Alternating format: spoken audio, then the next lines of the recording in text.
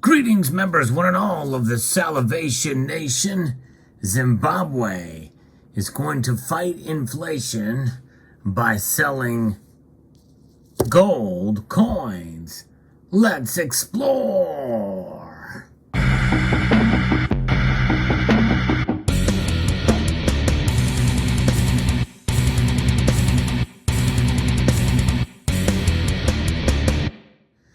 Not just any gold coins either. It's going to be their own gold coins.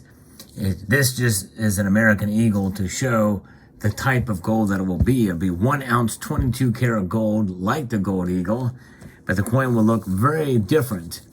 And what you see before you here are two $100 trillion notes. These are the largest inflationary notes in the modern age anyway. And they have gained some popularity and have actually increased in value since I purchased these for about $2 a pop on eBay back in 2009 or so. In fact, if you look at this note, this is an example of where inflation was in November of 2008, which is the date on this bill here that you can see. If you zoom in there, that's November 2008. This was essentially the de facto biggest note, and it took a lot of these just to buy loaves of bread and the like, $100 trillion. And of course, if you would equate it to our dollar, we could pay off the national debt here 3 times over with one of these notes, 2 times over for, or 6 times over for 2 of these notes. But interesting indeed. That gives you an example of what hyperinflation could look like. But there it is, $100 trillion. And to fight it, they are going to be using gold. And let's talk about it. Kitco News, there are several of these agencies that have done stories on this. It was Dr. Who shared me a list of some of these stories, and I appreciate that.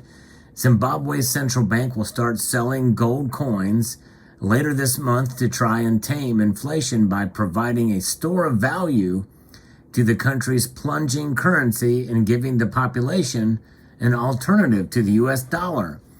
Likely these will not be sold at your favorite bullion dealer. The 1 troy ounce 22 karat gold coin will be called the Mosi Oa Tunya and will be available starting July the 25th. So this month they will be available in Zimbabwe. The name means smoke that thunders, referencing Victoria Falls. Each coin will have a unique serial number, Zimbabwe's central bank said in a press release. Upon purchase, the buyer shall take physical possession of the coin and be issued with a bearer ownership certificate. The buyer or holder of the coin may opt to place it in the custody of bankers of own choice, in which case a safe custody certificate receipt will also be issued. According to the central bank's governor, John Mangudia, gold coins can be bought with local currency, the U.S. dollar, and other foreign currencies. The price will be set based on the international price of gold and production cost. What do production costs mean, and what will they be? What will the premium be on these? My guess is probably still fairly high. The owners of the gold coins will be able to convert them into cash or trade them.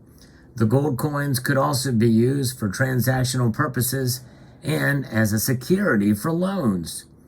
The coins will be sold by Fidelity Gold Refinery, which is a Zimbabwe-based gold refinery, by the way, Aurex, and local banks, according to the press release. Surging inflation and currency devaluation have made things difficult for Zimbabwe's population. The country's annual inflation was nearly 192% in June. So we think things are bad here, and they are. They're really bad in Zimbabwe.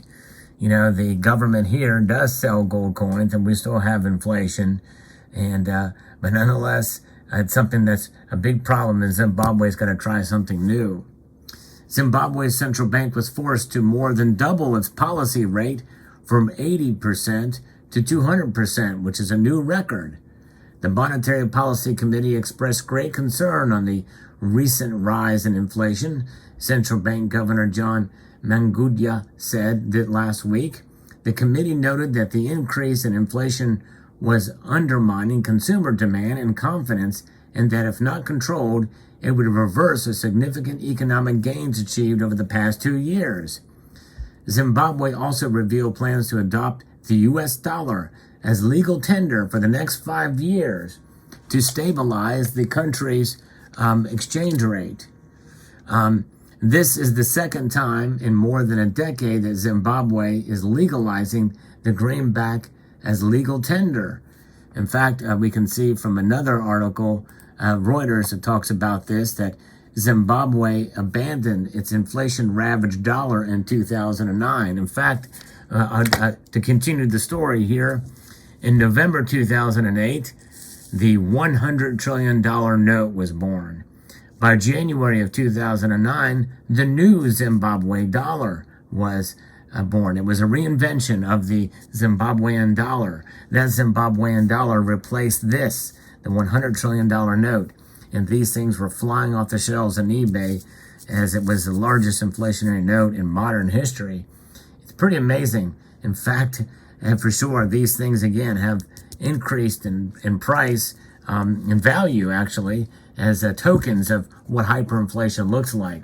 And Zimbabwe was center stage back in 2008, 2009. So when they abandoned their ravaged dollar in 2009, they instead opted to use foreign currencies, mostly the U.S. dollar. The government reintroduced local currency in 2019, but it has rapidly lost value again, which means that they have started to adopt the U.S. dollar again. Government has clearly stated its intention of maintaining a multi-currency system based on dual use of the U.S. dollar and the Zimbabwe dollar, Finance Minister Mthuli Ncube said last week. Another prime example of the dollar's dominance and strength around the world, because there's always these alternatives. In fact, we know that some South American countries use a dollar, and really more than 60% of nations utilize a dollar for transactions around the world. But gold is a tier 1 asset recognized by the Bank of International Settlements, and it is something that is not going away anytime soon, and that's for sure, anytime at all, really, because central banks hold it. And now we have Zimbabwe saying, you know what, we're going to mint our own coins, and we're going to sell them, and that will be used as currency to preserve the purchasing power contained therein with that gold.